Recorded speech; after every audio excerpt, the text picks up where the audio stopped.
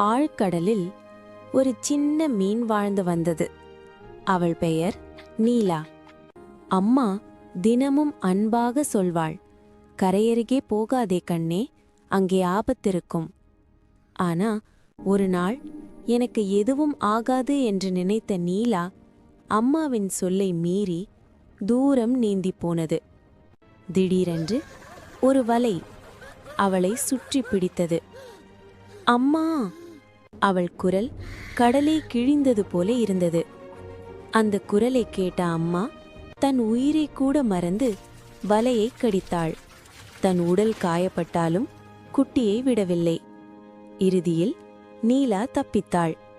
அம்மா, நான் உன் சொல்லை தட்டிட்டேன், ஆனா உன் அன்பு என்னை ஒருபோதும் தட்டல. தாய் சொல் கட்டுப்பாடில்லை, பாதுகாப்பு.